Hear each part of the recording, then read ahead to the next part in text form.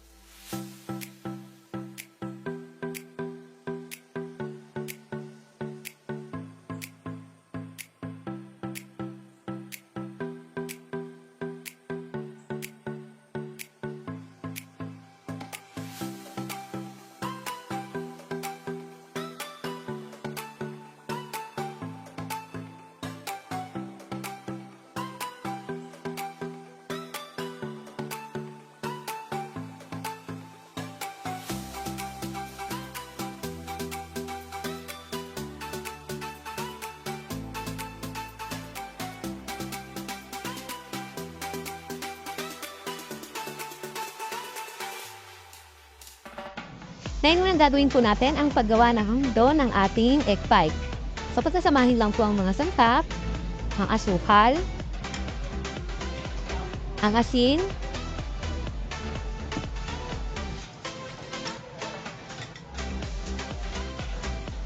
at ang tubig.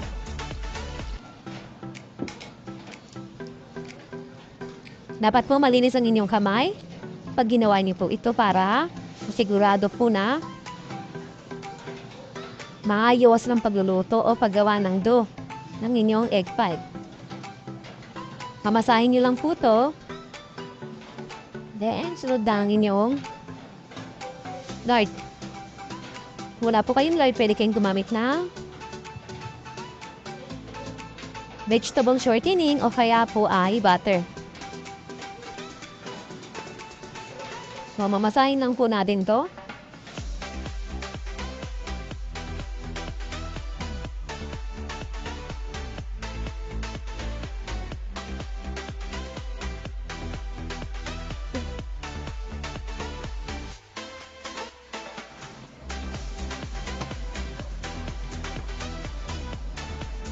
So, once na ganito na po ang itsura ng inyong dough, hindi nyo na kailangan pang totally talagang masahin ang todo dahil touch ng puto ng ating pie. So, okay na po ito ngayon. Mag-start na tayo magpalapat. Ngayon, nahatiin natin ito sa dalawa dahil yung isa ay pantatakit natin sa ating buko pie. Then, kailangan nyo rin ng pan. So, itong pan po ay pinahiran ko na ng lard. Kung wala kang lard, pwede kayong gumamit ng butter o kaya ay margarine. Ang size ng ating pan ay 9 sa mga magtatanong. So, ngayon start na po natin itong bilugin.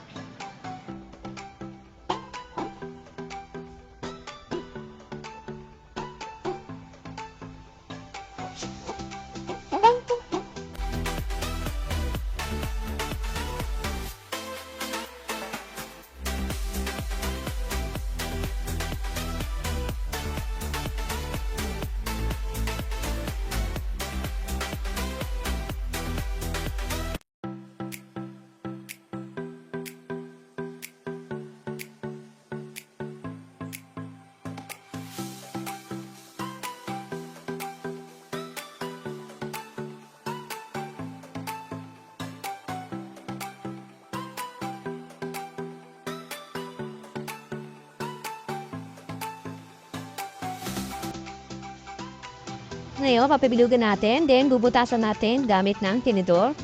And pagtapos nito, mag-start naman tayong gumawa ng filling ng ating buko pie. So, ayan na po ang itsura niya. So, ngayon, gawa tayo ng ating filling ng ating buko pie. So, ngayon, napakasimple lang. Ito po yung ating tubig. Ngayon, gagawin natin, paghahaluin lang natin ang sangkap. Halagyan natin ang ating cornstarch. Then, ang ating milk powder. Hinahaluin lang po natin, dapat din po nakapagpainitan tayo ng kawali dahil mag-start po tayong lutuin ang mga sangkap na ito para sa ating buko pie.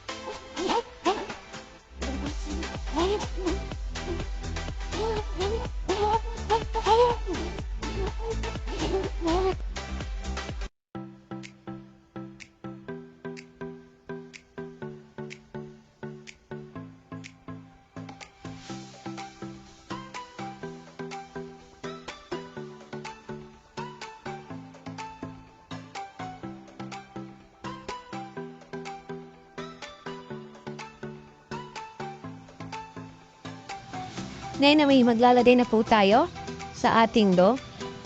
Ngayon, pag natapos po natin yan may lagay, lahat, ay mag-start naman tayong gumawa o magyapad ng takip ng ating buko pie. So, napakasimple lang din po. Then, pagtapos din po niyan, dapat nakapag-preheat na po kayo ng apoy ng inyong oven ng 160 lang po. Then, ibibake po natin yan ng 30 to 45 minutes.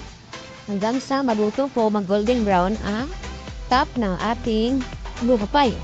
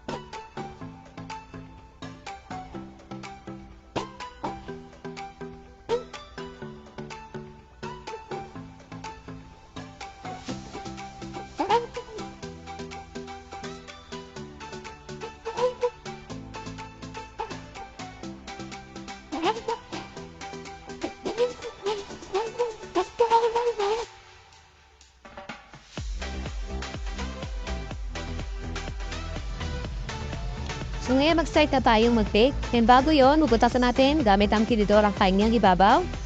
At maglalagay ako ng egg wash sa ibabaw ng ating buko pie.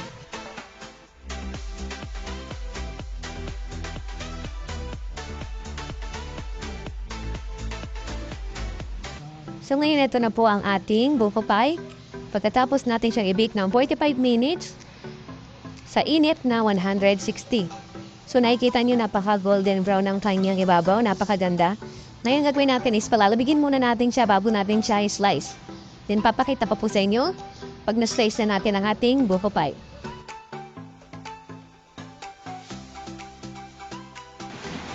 Ngayon ito na po ang ating finished product ng ating buko pie.